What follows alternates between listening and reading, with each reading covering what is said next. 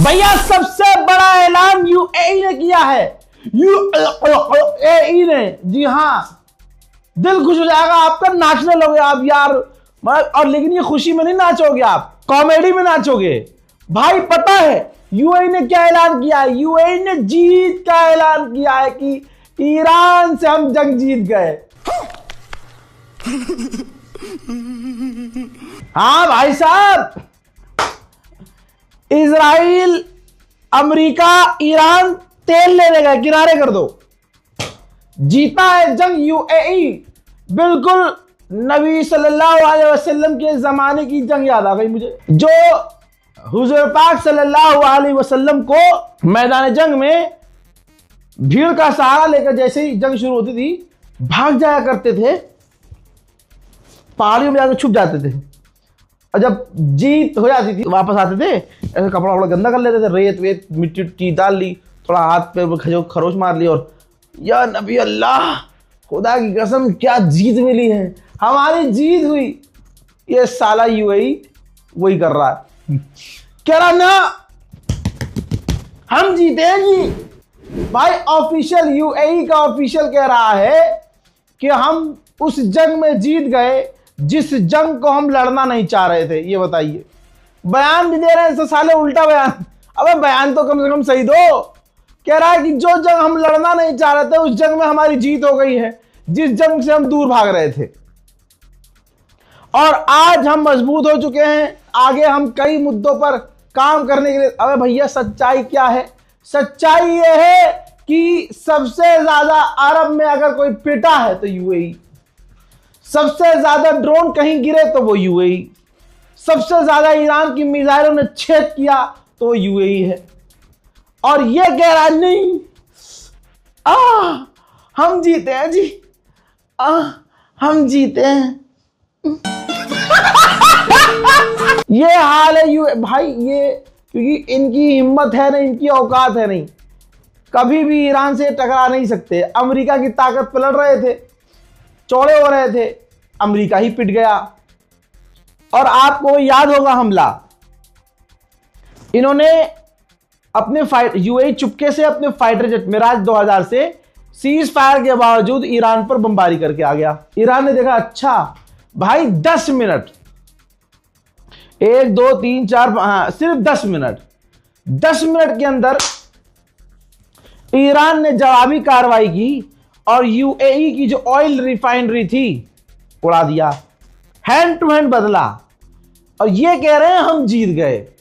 भाई साहब सबसे अच्छा मौका है फिर तो मोदी सरकार को ऐलान करना चाहिए, अमेरिका, इजराइल और इन तमाम मिडिल ईस्ट की जंग में भारत की हो गई जीत। तमाम गोदी मीडिया लग जाओ काम पे। भाई यहां तो बोलना ही तो है जैसे यूएई ने बोल दिया है, तुम भी बोलो, बल्कि मैं कह रहा हूं सारी दुनिया ऐलान कर दे कि सारी दुनिया जीत गई है, हर देश जंग जीत गया, बस ईरान हारा बेचारा। ईरान हार गया भाई, यूएई जीत गया। तेरी मेरे दोस्तों, नेतन्याहू का एक बड़ा अपडेट आया है। नहीं, जिंदा है नेतन्याहू, और आप इतने बेगैरत हैं कि आज भी उन लोगों से सवाल नहीं करेंगे। कहा भाई साहब नेतन्याहू को मार दिए रहे, बताओ, अरे बताओ भैया, पूछो ना, ऐसे पूछ नहीं पाएंगे आप। जो नचनिया थे, रील बनाते थे, कोई अपनी गर्लफ्रेंड के साथ, कोई अपनी बहन के साथ, बहुत सारे अच्छे अच्छे क्रिएटर और बहुत सारे गंदे क्रिएटर भी थे। व्यूज कमाने के चक्कर में नेतन्याहू को मार दिया था सालों ने। और भाई अकेला मैं कह रहा था भाई ऐसा नहीं है, लोग इंस्टाग्राम पर मुझे डीएम कर रहा था, भाई देखना नेतन्याहू मर गया क्या। एक ने तो लाश की फोटो भेज दी। हाँ ये कर लो पहले। मैंने कहा भाई हरामी, ये कर क्या रहा हो तुम? कह रहा देखो नेतन्याहू, भाई माशाल्लाह नेतन्याहू मर गया। एक मुल्ला जी ने तो पूरी आयत ही पढ़ डाली, जीत के ऊपर कोई आयत पढ़ डाली, रील थी उसकी। देखिए ईरान ने, बेचारे ईरान की मोहब्बत में ही कर रहे थे, ईरान ने नेतन्याहू को मार दिया, नेतन्याहू के भाई को मार दिया। अरे मैंने कहा साला ये कौन सी इंटेलिजेंस है इनके पास कि जो 24 घंटे काम कर रहा है उसको नहीं पता, लेकिन नेतन्याहू की मौत हो गई, उसका भाई मर गया, ये इन सुअरों को पता चल गया। ऐसा कौन सा हमने गुनाह कर दिया है कि ये खबर हम तक नहीं आ रही? मैं नहीं बताऊंगा। इतना पैसा खर्च कर रहे हैं, इतने फ्रीलांसर्स को हम पैसे दे रहे हैं, इतने ज्यादा पैसे मैं खर्च कर रहा हूं सही इंफॉर्मेशन लेने के लिए, इनके पास कहां से है भाई? और लोग ऊपर से मुझे परेशान कर, भाई देखा नेतन्याहू मर गया। अरे तेरी, मैंने कहा भाई फेक न्यूज है, मुझे ही गाली बक रहा है। भाई चल, तू तो खुश भी नहीं होने देता। हाँ तो भाई खुश हो लो। मैंने कहा भाई खुश हो लो, कोई बात नहीं है। अब क्या हुआ भाई साहब, जिंदा है नेतन्याहू। और फिर इसी कौम ने कुछ टाइम बाद अपनी दिली तसल्ली के लिए और व्यूज के लिए, व्यूज आने चाहिए, जी ट्रंप मर गया, ट्रंप के हाथ पे एक काला निशान है, ट्रंप बीमार है, ट्रंप अस्पताल में है, भाई रजा भाई सलाम अलैकुम, ट्रंप मर गया। एक कह रहा भाई ट्रंप मर भी गया, प्लस जो सामने आ रहा है ना उसका बॉडी डबल है।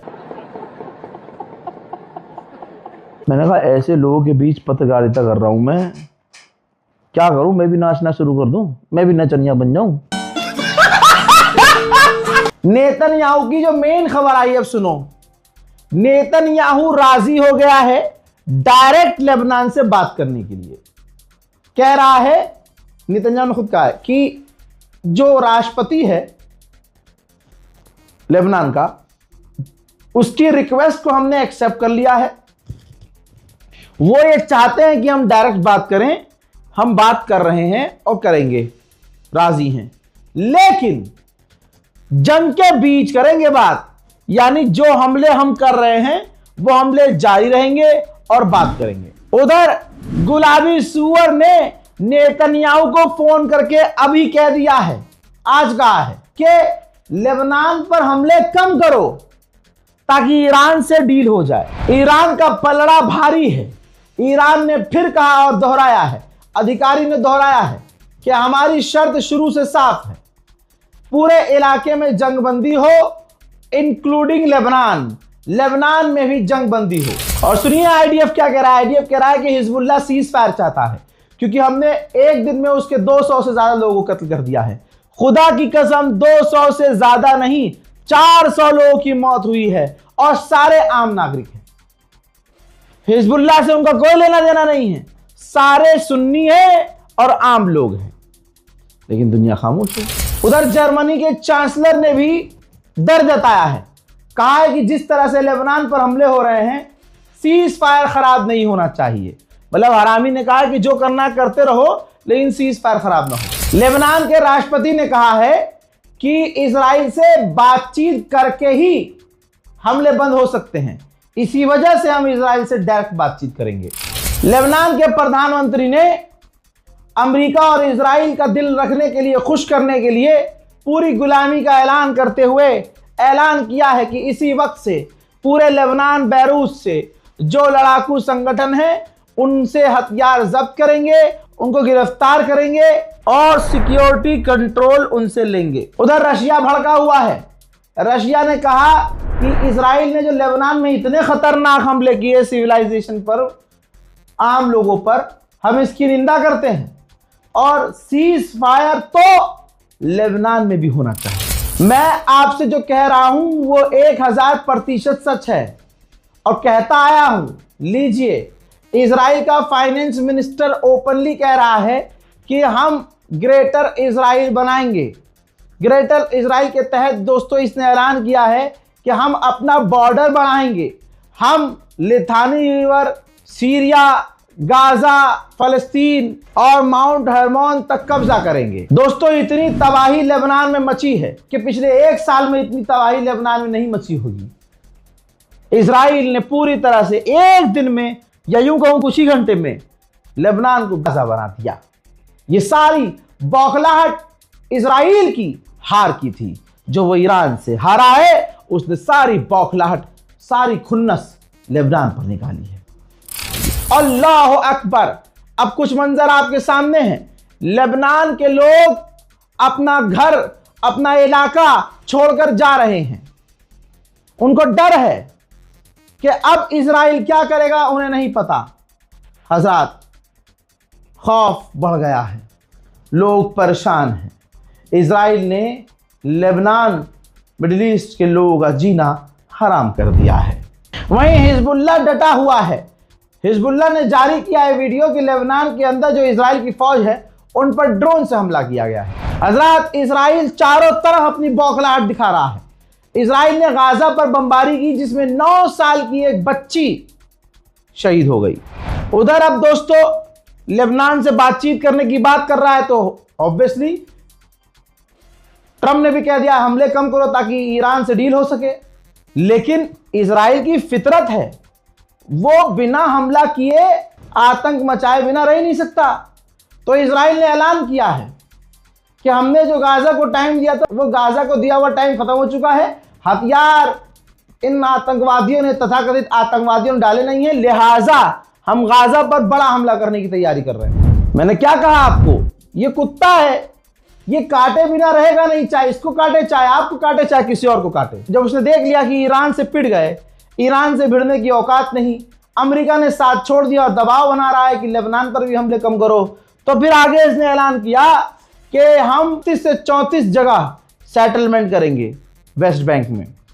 अब तक का यह सबसे बड़े कब्जे का ऐलान है, सबसे बड़े कब्जे का। और जो सुन्नी, नकली सुन्नी बनकर जो ईरान की खाली चुड़ में, अच्छा आपने महसूस किया ईरान की जीत की वजह से भारत, पाकिस्तान और बांग्लादेश में मुट्ठी भर कुछ मुसलमान हैं, उनके चूतड़ों में बड़ी आग लगी है, आग निकल रही है पीछे से और मुंह से जहर उगल रहे हैं। अच्छा ईरान तो कह रहा था, तुम तो कह रहे थे फिलिस्तीन के लिए लड़ रहा है ईरान। अरे तुम्हारी अम्मा पर हमला होगा, तुम्हारे अब्बा पे हमला होगा तो पहले तुम अपने लिए लड़ोगे या दूसरे के लिए लड़ोगे? हाँ, जब तुम टेबल पे आओगे तब तुम्हारे अंदर ईमानदारी होगी, तब तुम उधर की भी बात करोगे। हाँ भाई वहां भी हमले मत करो, वहां भी हमले मत करो, ईरान तो ये कर रहा है। दिक्कत यह है कि ईरान के खिलाफ और शिया समुदाय के खिलाफ इनकी मां बाप ने, इनके गली मोहल्ले के मौलवियों ने सिर्फ नफरत फैलाई है, नफरत पढ़ाया है, जिसकी वजह से वो जहर उगल रहे हैं। भाई ऐसे ही थोड़ी ना, मैं क्या कहूं, मैं तो आज तक मैंने किसी का नाम नहीं लिया, मैं मसलकबाजी में पढ़ता ही नहीं। मैं कहता हूं ला इलाहा इल्लल्लाह मुहम्मद रसूलुल्लाह, लेकिन सूअर के जनों को पता है ना कि वो यजीद की नस्ल के हैं। मेरी बातें उनको अच्छी नहीं लगती। वो चाहते हैं कि जिनको वो अपना मौला बनाकर बैठे हैं, जिनके हाथ पर उन्होंने खुद पर्सनली बहस की हुई है, मैं उनकी तारीफें करूंगा जी, मेरा मूत करे। तुम्हारी औकात दुनिया को पता चल चुकी है। शिया तो जानते ही थे तुम्हारे बारे में, लेकिन आज हम सारे सुन्नी इस चीज को समझ चुके हैं कि तुम जैसे लोग घटिया तरीन इंसान हो, जिनकी नजर में इजराइल और अमेरिका सुन्नी रहा इस जंग में और काफिर रहा तो ईरान रहा। ईरान खटमल है, ईरान ये है। अबे तुमसे लाख गुना अच्छा खटमल है। फिर तुम देखो तुम क्या हो, तुम तो टट्टी जो सड़ी हुई होती है ना, उसके अंदर जो कीड़ा होता है, तुम वो भी नहीं हो, उससे भी गए गुजरे हो। तुम चलती फिरती बदबूदार लाश हो।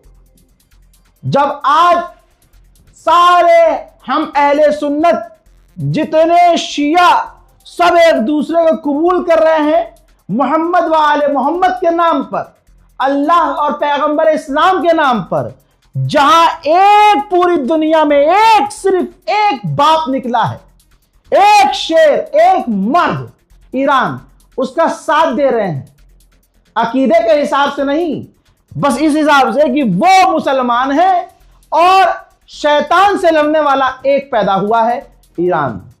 वहां पर जो तुम्हारे चूतड़ों में आग लग रही है, पता चल रहा है भाई, पता चल रहा है कि तुम्हारी अम्मी शरीफ नहीं थी।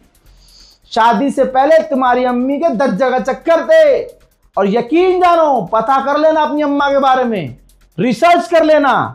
तुम्हारी अम्मा का शादी के बाद भी इधर उधर टाका भिड़ा हुआ था, तभी कई लोगों का स्पर्म मिला, केमिकल रिएक्शन हुआ और उस रिएक्शन से तुम्हारी अम्मा का पेट फूला।